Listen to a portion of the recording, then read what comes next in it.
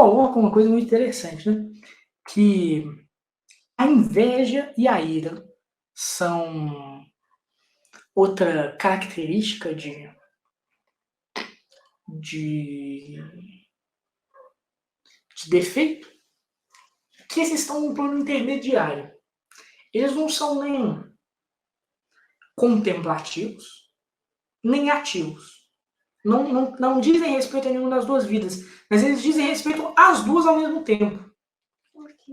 A inveja, ela é o ato de transformar o bem em mal. Então você pegar uma coisa boa que você viu e você ver ela como má.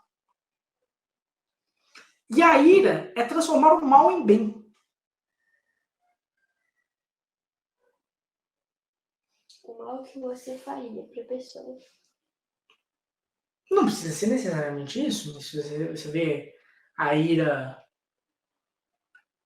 Quando uma pessoa polêmica morre, o tanto de gente que fica feliz com a morte dela, a ira transformou um mal que é a morte em bem.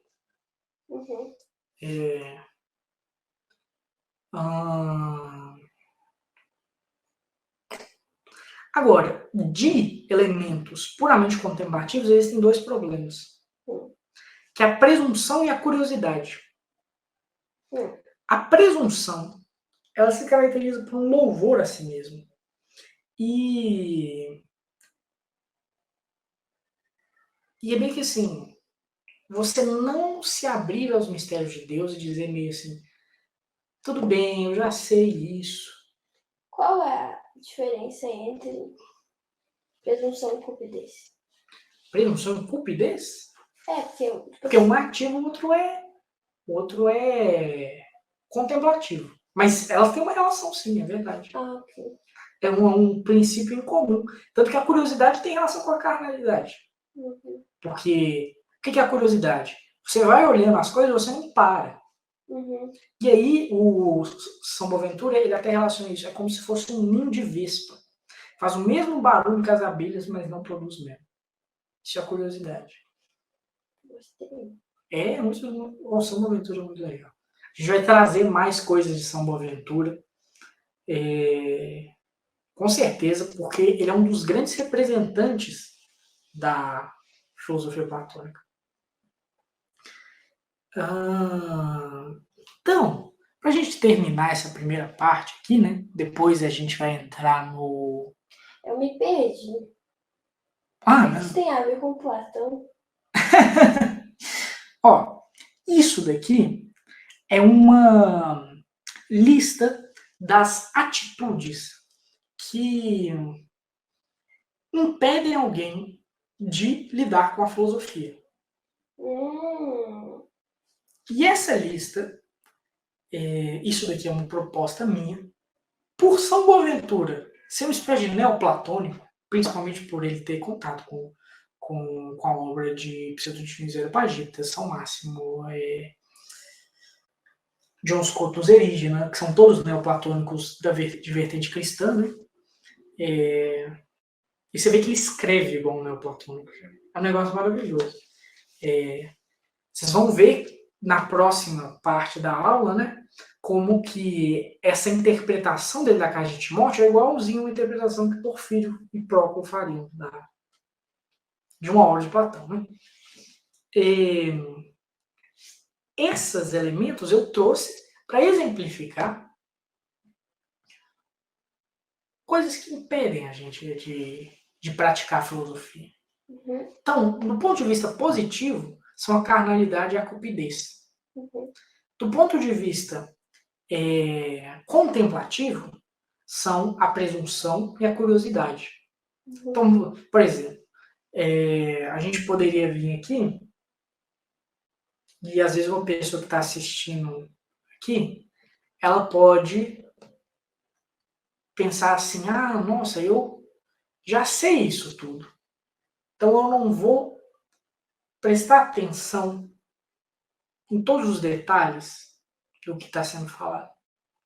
E a partir disso, a pessoa acaba perdendo elementos profundos, assim, sabe? Eu percebo que eu faço muito isso em momentos de de oração que às vezes eu canso e falo assim, não, eu já rezei esse negócio 500 vezes, eu já devo saber tudo que está escrito aqui. Aí, um dia depois, a gente percebe que a gente não sabia nada. Então, é muito, muito interessante como ir. E aí, qual que é o negócio? A curiosidade e a presunção levam à assídia. Por quê? Porque você não tem o ato da contemplação, e sem o ato da contemplação você não tem energia. E aí acontece aquele negócio da assídia, que é você se desfazer. E aí a assídia, como consequência, gera preguiça. Que a preguiça é um elemento da assídia, né? Outro elemento da assídia, por exemplo, é a agitação, né?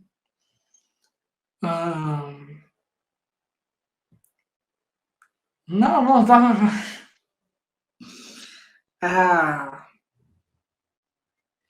E aí o terceiro elemento é a inveja e a ira, que eles estão relacionados com os dois elementos. Porque se você perceber, a ira e a inveja, elas aparecem sempre em relação a uma atitude que você vai tomar. Isso é uma ideia genial aqui do São Boaventura. Lembra que a gente estava falando sobre o negócio de transformar o mal em bem da ira? Uhum. Não só isso, mas é tipo assim, eu tô bravo com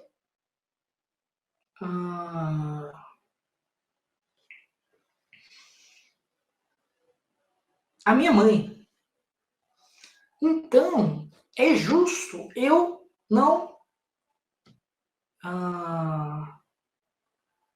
ajudar em algo que ela pede. Ou melhor, né? Porque eu tô bravo com a minha mãe não é exatamente o que vem na nossa cabeça. Na verdade, o que vem na nossa cabeça é o seguinte: minha mãe fez isso errado. Logo, eu não devo ajudar nela em outra coisa que não tem nada a ver com isso. Então, é justamente a ira. Por exemplo, a ira pode vir com isso também assim.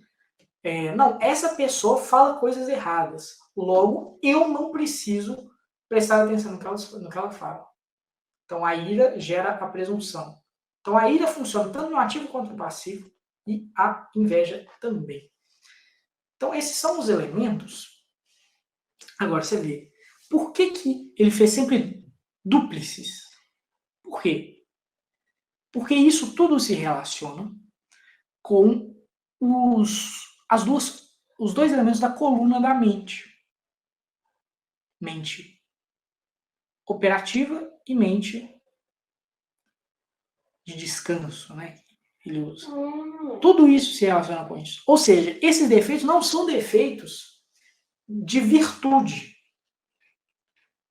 São defeitos da mente. São defeitos da mente, da percepção da mente.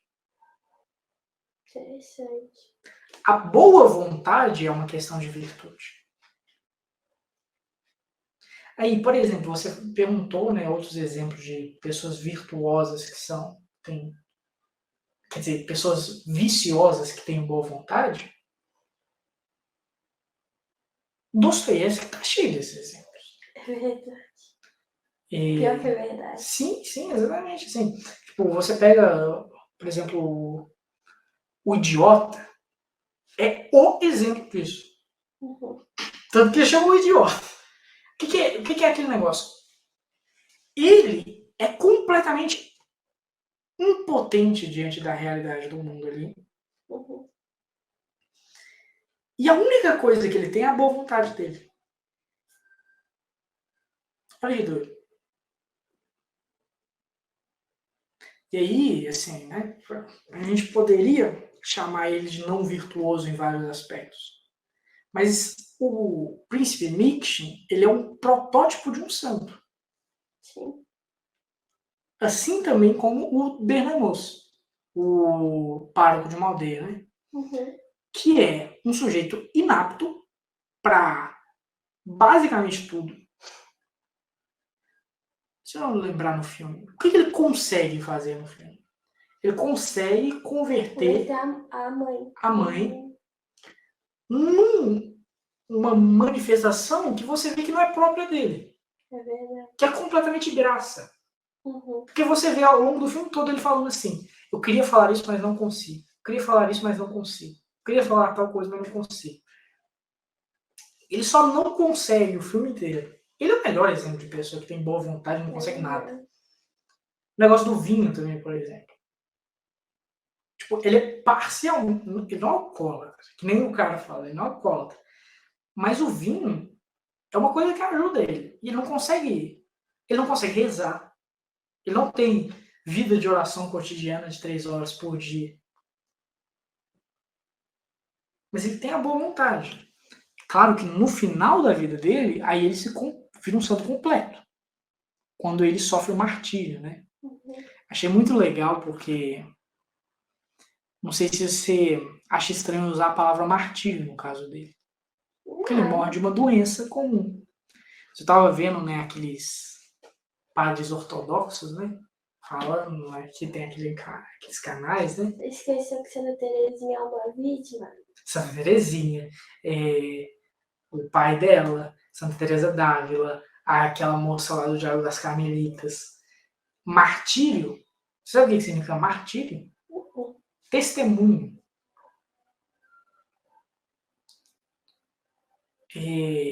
Martírio é um testemunho de Cristo. Então, quando ele morre lá e fala assim, tudo é graça, uhum. ele testemunha, ele testemunha cristicamente a situação, toda a vida dele. E aí ele vira um santo. Bom, acho que a gente pode dar uma pausa, né?